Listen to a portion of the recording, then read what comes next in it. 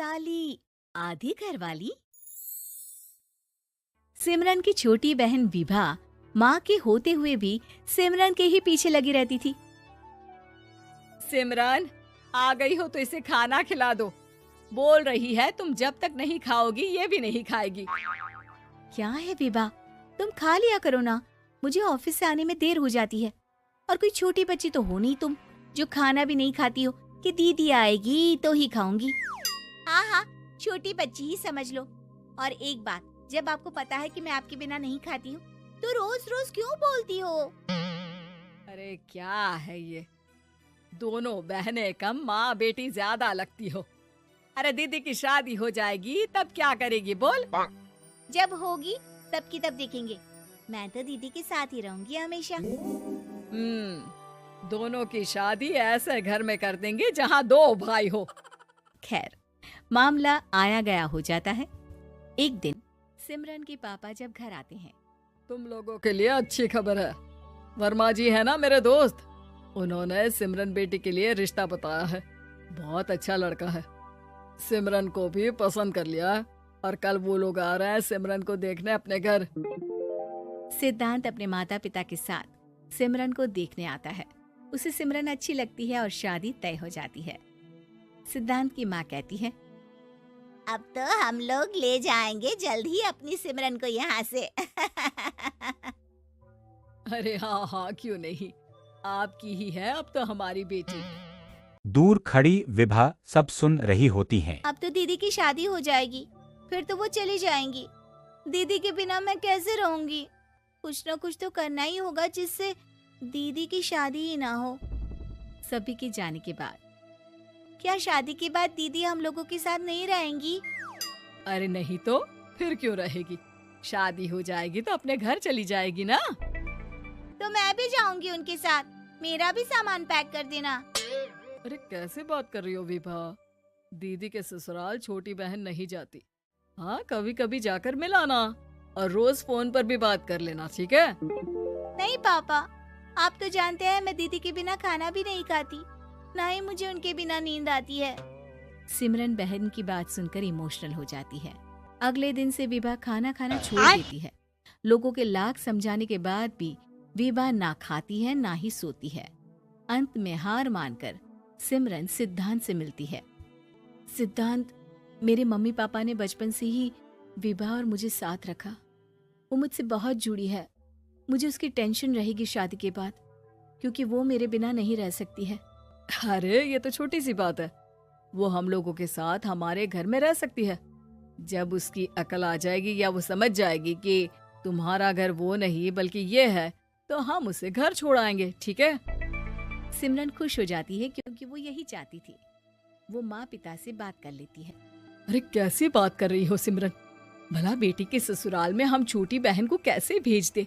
जमाना क्या कहेगा?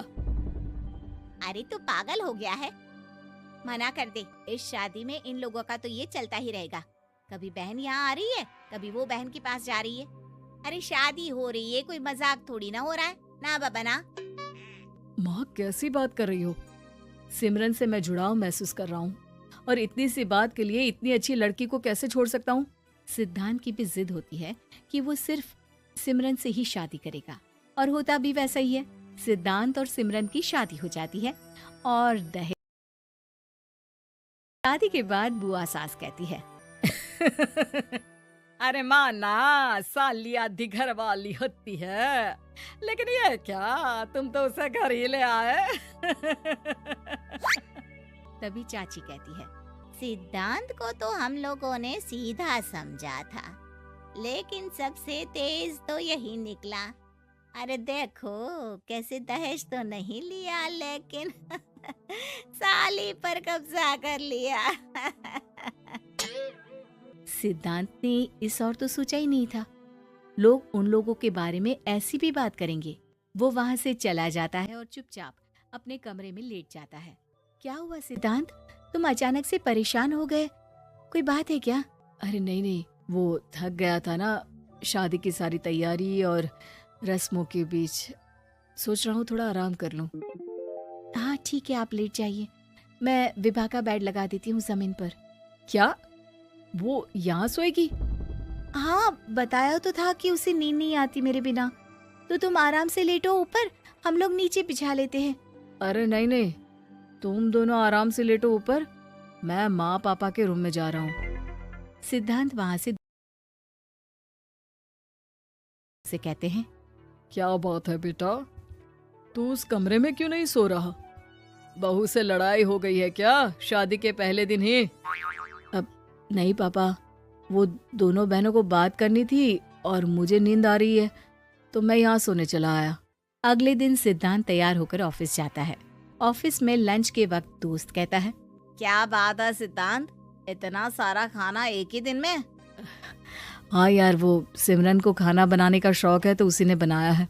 यार हम लोगों की तो सिर्फ एक ही बीवी है, इसकी तो दो है ना। सिद्धांत को गुस्सा आ जाता है। कैसी बात कर रहा है तू? अरे तू तो भाग्यशाली है जो बीवी के साथ साथ साली भी आ गई। अरे साली लोगों की तो आधी घरवाली होती है, तुझे तो पूरी की पूरी मिल गई। सिद्धांत का पारा लड़ने लगता है। हाँ, मेरी शादी में मेरी बीवी के साथ मेरी साली भी आई है, ये सच है, लेकिन सिर्फ कुछ समय के लिए, क्योंकि उसने सिमरन को बचपन से ही माँ की तरह देखा और यूं अचानक वो सिमरन से अलग नहीं रह सकती थी। इसलिए सोचो, अगर मेरी बीवी उसके लिए माँ का स्थान रखती है तो मेरा दर्जा क्या हुआ? तभी वहां बॉस आ जाता है। माफ करना सिद्धांत, यहाँ इस मेंटल लेवल के लोग हैं। जरूरी नहीं साली सिर्फ आधी घरवाली ही हो, कभी वो छोटी बहन तो कभी बेटी भी होती है। वेल डन सिद्धांत। सिद्धांत को अब ऑफिस में कोई कुछ नहीं कहता, लेकिन आस पड़ोस का वो तो वही हाल रहता है। सिद्धांत ऑफिस से घर की ओर आ रहा होता है कि रास्ते में उसे अपनी कॉलोनी का दोस्त मिल जाता है। क्या बात है, चेहरे की चमक बता रही है, शादी से बड़ा खुश है तू, क्यों? हाँ यार, अच्छी लड़की और अच्छा परिवार मिलना कहाँ होता है जल्दी आजकल। यार हमें भी दिला देना ऐसा परिवार जहाँ एक के साथ एक फ्री की स्कीम चल रही हो। सिद्धांत को फिर गुस्सा आ जाता है। वो दोस्त को मारने के लिए हाथ उठाता ही है कि वहाँ विभा आ जाती है।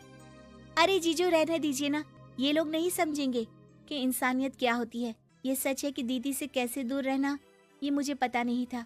आपने मुझे दीदी के पास रहने का मौका देकर ये समझने का मौका दिया कि लड़की का असली घर उसका ससुराल होता है।